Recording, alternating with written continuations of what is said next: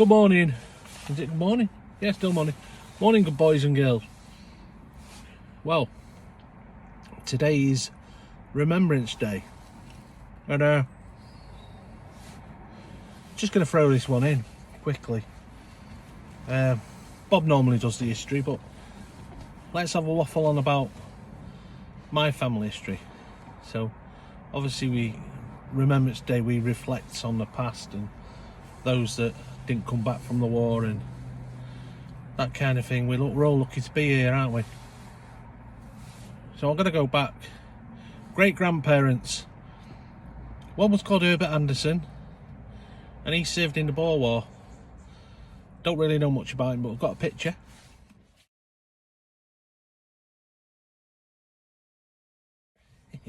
Yep, there you go.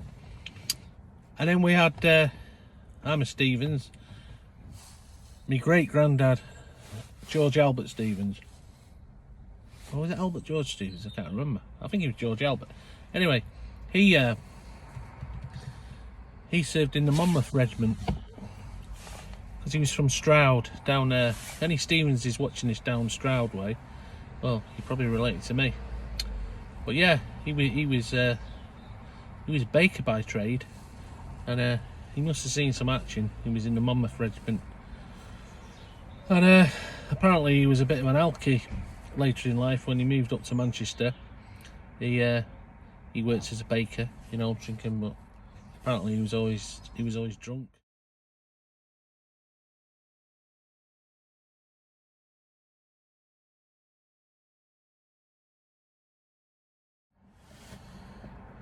Yeah, George Albert Stevens, liked to drink, but he'd seen a lot of things, I think, and he had two brothers and a sister. I don't know what happened to one of his brothers and his sister, but the other brother, Walter, he'd lost him. He was killed on the Western Front, 1917, or August 1917.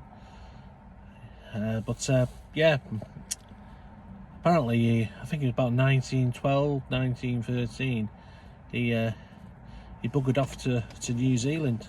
I tracked all this on the internet, I've researched it. So he went on a ship to New Zealand, and when he got there, when war broke out, 1914, he enlisted in the is it the Anzacs or something, whatever they called, the New Zealand Corps, and then he got shipped back to what do you call it, to the Western Front, about 1915, 16, whatever, and yeah, he was in the Battle of Messines Ridge, and that's where he was killed. Messines Ridge was a famous battle where they got all the miners, and they dug underneath the German lines and packed these massive filled these massive caverns full of explosives, and I think he detonated them. I think it was about 20 of them or 18 of them. It might be 24. Bob will know.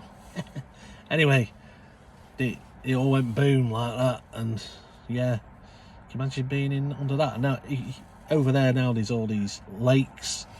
And they're just these big craters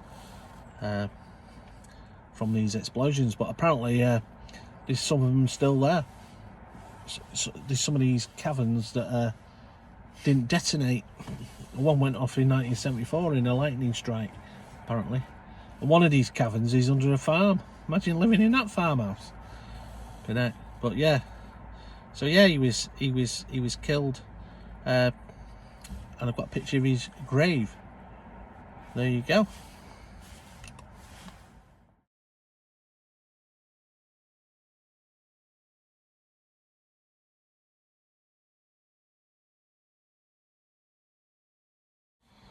Moving on to me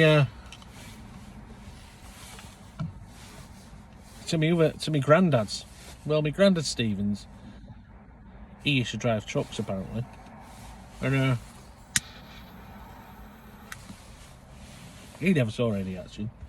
Well, I think he saw a different kind of action. Of course, apparently later in life, he always used to talk about going visiting these ladies that he'd met during the war, and he was really good friends with them, these 3 ladies. Well, during the war, they weren't old ladies then, were they? They were in their 20s, weren't they? So, God knows what he was doing. Well, driving up and down in his truck, putting it about a bit. So that's what he did. Now, my granddad Kenyon, he was in a like a dad's army thing, you know, what do they call it? The home guard. He was in some kind of home guard first, but he was only, you know, whatever he was. He used to work in the Printworks in Manchester, where the Printworks building is. You remember him telling me when they bombed Manchester, the Germans, and the Blitz, he was telling me he had to walk home in it all, and it was just a chaos everywhere. He had to walk back from Manchester to Timpley, you know, which is a bit of a trek. But then eventually he went in the normal army, and he was on radar and all that, and firing rockets and that. And I think he was on the defence of Birmingham. There's something I found, and it says about when the Germans were bombing Birmingham, and he was firing these rockets or artillery up at him. And this thing I found was about, this is when his ears burst, his eardrums, because of the noise of the flipping batteries firing up, you know.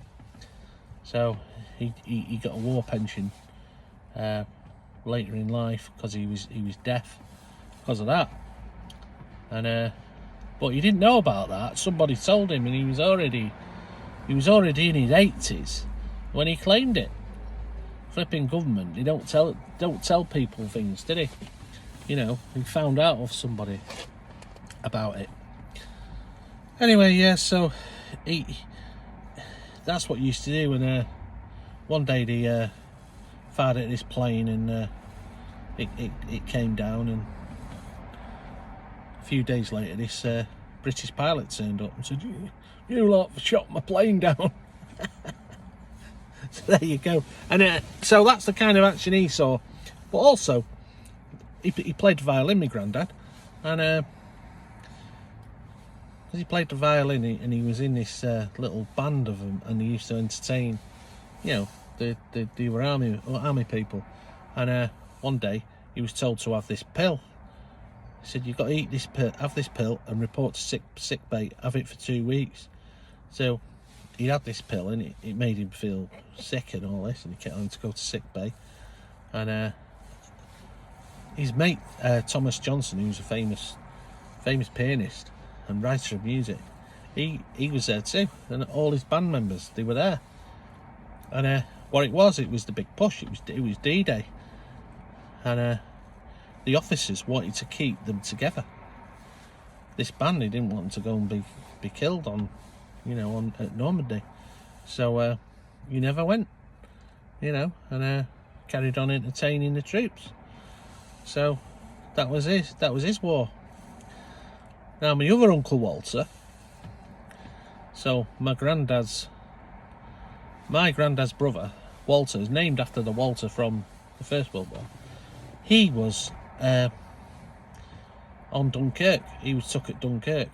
He never got off the beach. So he was. They all thought he was dead for years, and he was prisoner of war. And I think he went on one of them death marches. You know, when they at the end of the war, when they tried to get all prisoners to walk east towards Berlin or wherever.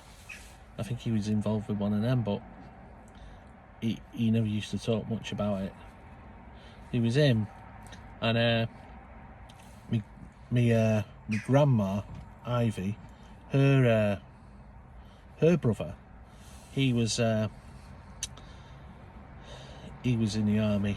He was in the army before the start of the war, so he was right in the thick of it at the start of the war. And he used to talk about when they were trying to get over a canal, or something, and one of his mates drowned, and then this German got his best mate and slashed his neck, nearly cut his head off. He'd seen a lot of horrible things, you know. And then there's my Uncle Fred, which is his brother, Dick's brother. Now, he wasn't in the army. He was in a voluntary police, I think he was in. But in Manchester, on Oxford Road, right where the university buildings start, there's like a walled garden there by the Polytechnic, and in the summer you see all students lay on this grass, and that walled garden used to be a church. Was it St John's or something like that? Might be called St John's. It's opposite Johnny Roadhouse Music Shop, if anyone knows where that is. But in the war, in the Manchester Blitz, that was bombed. And the church and everything got blasted. And me Uncle Fred was on that night, and his job that night, these bombs had blown all the graves out, all bodies, and his job was putting these old corpses in sacks. Him and his mates, that's what they were doing. And then there was hundreds of them, and they all got, I think they all got reburied there in a mass grave under there. So all them students are lying on top of a mass grave. You don't realise it, but yeah, Remembrance Day. It's quite a poignant thing, isn't it? I think. Well, I had a church upbringing, so to me, you know, every year they did a thing at church, and they did it at school. They talked about it and everything, and it's something we shouldn't forget, and it's something we should pass on to our children, that we should never forget. You know, it's really important, especially in this day and age where for some reason we're losing our identity. I'm sounding racist now, aren't I? But you know, you got to remember, if them boys hadn't stood up and did what they did in the 40s, you know, where would I be here? Would I be speaking German? You know, what would the world be like? Anyway, there's a thought. Just got this out.